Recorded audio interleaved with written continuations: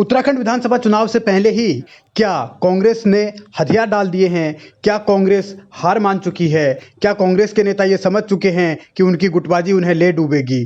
इसीलिए बीजेपी उन पर हमलावर है। बीजेपी की ओर से दावा किया जा रहा है कि कांग्रेस के नेता मैदान छोड़ चुके हैं, अब उनकी जीतने की उम्मीद नहीं है, इसलिए कांग्रेसी आपस में लड़ रहे हैं। भारतीय जनता पार्टी अपने अलग अलग दावे कर रही है, अलग अलग तौर तरीकों से प्रचार को और धार देने की कोशिश कर रही है। साथ में कांग्रेस की नीतियों पर, उसके रवैये पर सवाल खड़े किए जा रहे हैं।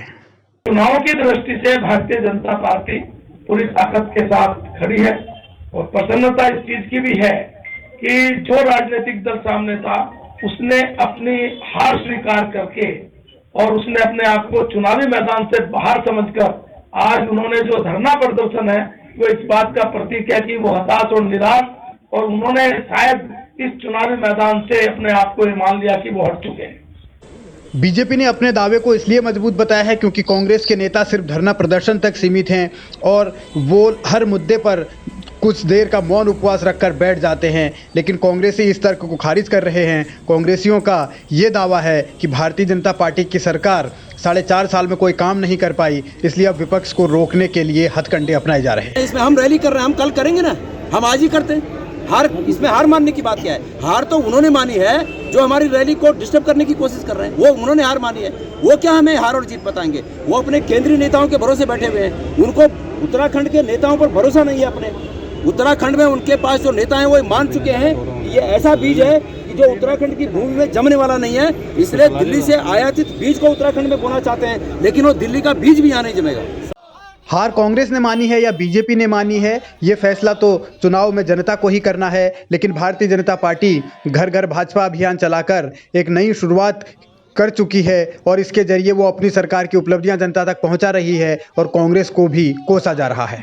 ये किट हमारी हर बूथ पर ये किट जाएगी हमारी। इस किट में हमारे झंडे हैं भारतीय जनता पार्टी के, स्टिकर है मेरा घर भाजपा का घर, स्टिकर हम देंगे।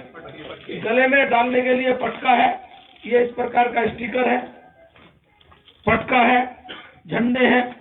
और सबसे बड़ी बात है कि हमारी इसमें उपलब्धियों से भरा हुआ जो हमने 5.25 साल में सारे हमारी राज्य सरकार की, राज्य के अंदर डबल इंजन की जो उपलब्धियां वो भी हम लोग हर घर पहुंचाएंगे। बीजेपी की सरकार ने 4.5 साल में काम किया या नहीं किया, इसका फैसला राज्य की जनता चुनाव में करेगी, लेकिन भारतीय जनता पार्टी प्रचार में कोई कसर नहीं छोड़ रही, पूरी ताकत लगाई जा रही है। जबकि कांग्रेसी इससे आक्रोशित हैं। कांग्रेसियों का यह आरोप है कि सरकार सिर्फ दिखावा कर रही है और जनता के बीच कहने के लिए कुछ नहीं।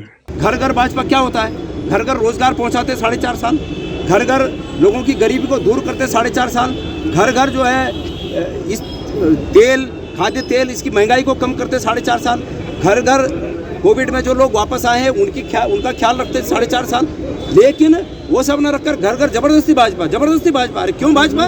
लोग डंडे लेकर खड़े हैं। आपने एक वीडियो देखा होगा, एक विधायक जी को लोग बोल रहे हैं चुनाव आने दो, हमारे डंडे रखे हुए हैं। भाजपा का यह हाल है। भाजपा के मंत्री जी का, धन सिंह जी का महिलाओं ने श्रीनगर में क्या हाल किया, आपको वो घटना भूले नहीं होंगे आप लोग। तो लोग इंतजार कर रहे हैं। घर घर भाजपा अभियान कितना सफल होगा ये वक्त बताएगा, लेकिन कांग्रेस की जो रैली हल्द्वानी में होनी थी उसे नहीं होने दिया गया, तो हल्द्वानी से लेकर देहरादून तक पार्टी के तमाम बड़े नेता मौन उपवास पर बैठे, सवाल सरकार की नीयत पर उठाया और दावा किया कि सरकार डरी हुई है। अब डरा कौन है, किस रूप में डरा है, इसी का फैसला होना बाकी है। जहाँ हमने रैली अनाउंस की है, जहाँ हमारी रैली होनी थी, वहीं जो है मुख्यमंत्री का बगल में कार्यक्रम रख करके, तो इरादा बिल्कुल साफ था कि कानून व्यवस्था के नाम पर अपोजिशन की रैली को मत होने दो। वो लोग यशपाल आर्या जी की हुंकार से डरे हुए थे, तो एक डरी हुई सरकार थी और अब हम उसको और डराएंगे।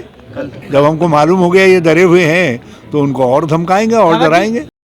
बीजेपी को लगता है कि कांग्रेस सरेंडर कर चुकी है, जबकि कांग्रेस को लगता है बीजेपी डरी हुई है। अब इस सियासत में कौन कहां खड़ा है, ये एक दिलचस्प पहलू है, लेकिन मौजूदा राजनीति इस रूप में है कि मनोवैज्ञानिक बढ़त कौन ले पाएगा। हल्द्वानी में धामी की रैली अचानक की गई, कांग्रेस का कार्यक्रम रद्द हुआ तो सवाल उठे, सियासत हुई और अब सरगर्मी बढ़ने लगी है। आगे की राजनीति इसी दिशा में होनी है, लेकिन मुख्यमंत्री पुष्कर सिंह धामी के सामने बहुत सारी चुनौतियां हैं। उन चुनौतियों के इतर बीजेपी अपना अभियान भी चला रही है और कांग्रेस भी अब गांव-गांव कांग्रेस अभियान से आगे बढ़ने का दम भर रही है। लेकिन ये जो डरने, धमकाने और सरेंडर करने की राजनीति है, ये एक बहुत अहम मोड़ पर आ चुकी है। आने वाले दिनों में ये लड़ाई और आक्रामक होगी। सवाल यही कि उत्तराखंड की जनता किसके साथ है। सवाल ये भी कि आखिर क्यों हार मानने या रण छोड़ने की बात हो रही है। सवाल ये भी कि क्यों डरने की बात हो रही है। आखिर कौन कहाँ खड़ा है। लोकतंत्र का महापर्व सिर पर है, तो ये बयानबाजी